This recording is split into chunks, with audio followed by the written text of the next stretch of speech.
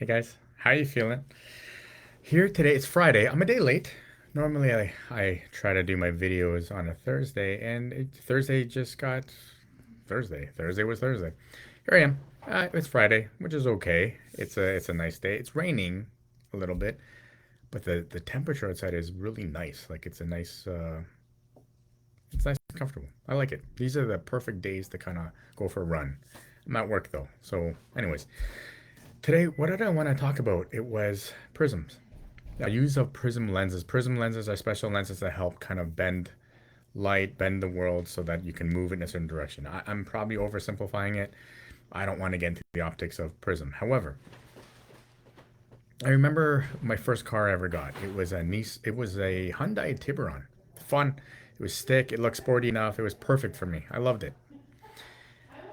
It was very new. It was drove it off the lot. And what was interesting was when I had it in fourth year, I had to drive on a road that sometimes you needed a toll, and you would roll down the window, and then you'd throw your change in and you'd drive. And for whatever reason, there was a moment where the car started to have problems, and it was very new, like just a few months old. And what happened was every time I'd roll down the window and I throw the change in, I go to roll it back up, it wouldn't roll up. It would be done. And I brought it into the shop. I couldn't roll up the window, and they said, it's your fuse. You blew the fuse on the window. So they gave me a little fuse to replace it, paid whatever it was, and I left.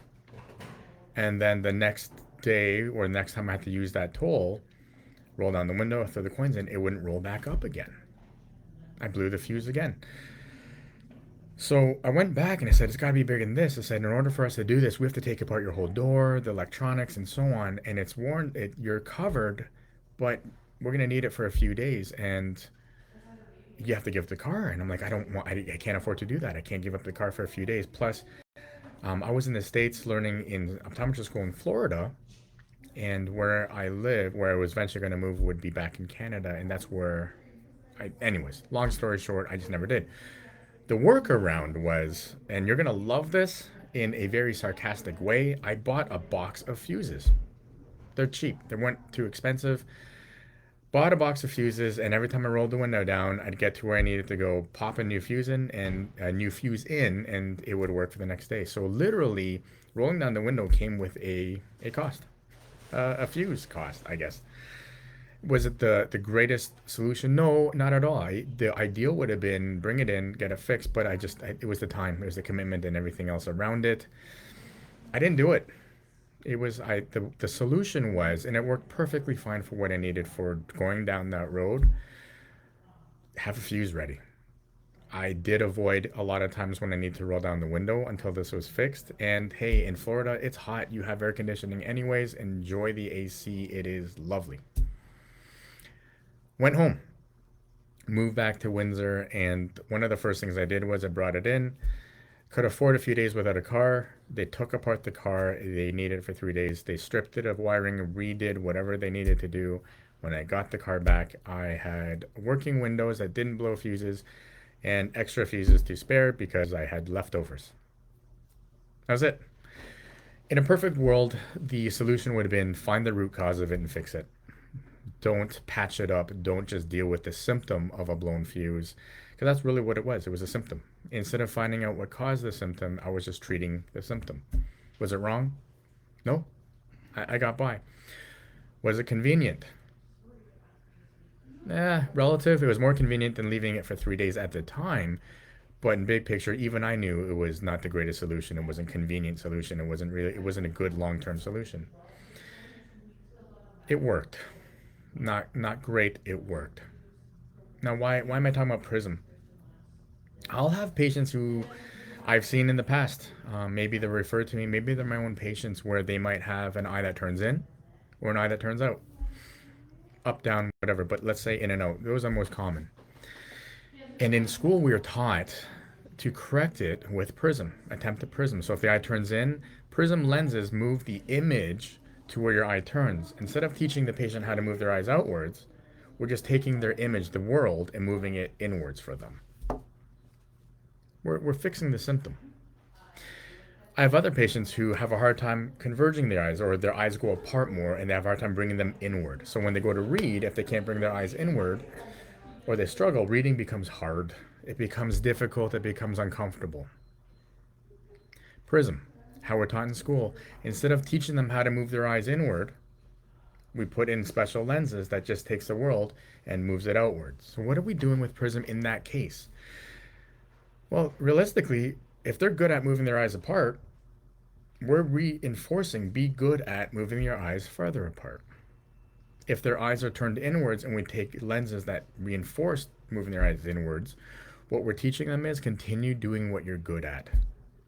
Instead of let's learn something new. Let's learn how to move your eyes apart. Let's learn how to move your eyes together, inward. Is it wrong? No, I don't think it's wrong. In fairness, though, in my world at least, I believe what we're doing is we're treating the symptom. I mean, if you had headaches after headaches after headaches, taking a Tylenol and ibuprofen or whatever, it's helpful. It gets rid of the headache. And if you have a lot of headaches over time, it might be more of a better solution, might be more wise to figure out what's actually causing the headache, deal with that root cause, and maybe the headaches are more manageable or even go away on their own. Maybe they don't come back. Again, I'm not going to tell you which one's better. I know in my world which one I would prefer, or which seems more better long term. How about that? Or more sensible long term. Again, I don't know. That's just how I would like to deal with it. My experience with Prism in that modality, can't converge, move the eyes apart. It's a quick fix that may or may not help. And next year, guess what? Usually down the road, the patient wants more Prism. It's not working enough. Give me more. So then we do. And the next year they want more, and so on. I had a patient that was referred to me once where all of a sudden they had so much Prism built in because they had a hard time bringing their eyes together that all of a sudden they were seeing double all the time, and it was hard to manage with the appropriate Prism because they couldn't give enough. Something was off. The Prism lenses, the therapy in the Prism wasn't working. Now, I want to take a moment here. I love Prism. I do. I utilize it quite a bit in my office, just not in that way. How I use Prism is a little bit different. Really big picture, I try to use Prism to wake up the brain, to allow the patient to see the world differently and try to navigate, I guess, kind of find a different solution for themselves so that they can work through it. I don't mean do it on your own. I really mean help us guide you with vision therapy so that you're controlling how you move your eyes, but also able to deal with it. Again, whole different conversation. For now, I want to talk about the basics on how we apply it. What I used to do, which is why it's not wrong to do it that way. That was once me. I try not to do that anymore. Have I? I'm gonna admit sometimes I do. Sometimes it's a quick way to jumpstart something, so it's not wrong. Please understand that. I just tend to use it less now. Why? Because instead of trying to fix the symptom or address the symptom, I would rather start to figure out what the actual root problem is and then teach the patient how to navigate better and learn that new skill. And maybe they don't need the Prism after all. Maybe they can learn to move their eyes comfortably, easily, effortlessly inward and read comfortably.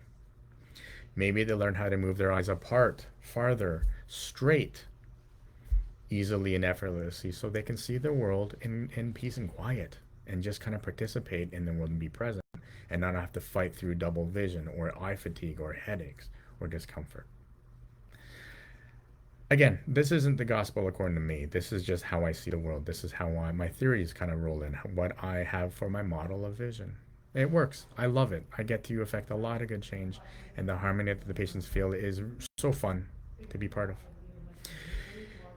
If you know anybody who might benefit from some of these, maybe they have Prism, maybe they have double vision or that eye turn, the one that looks like it turns in or out, what we call lazy eye, wandering eye. If you know anybody that might benefit from this or learning more about it, tell them to reach out.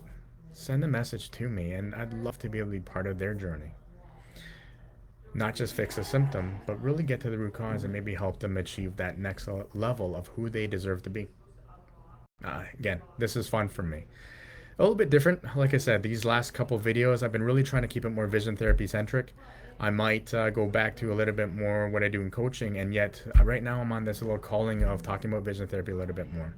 It excites me just as much. So hope this is helpful. Hope it excites you too.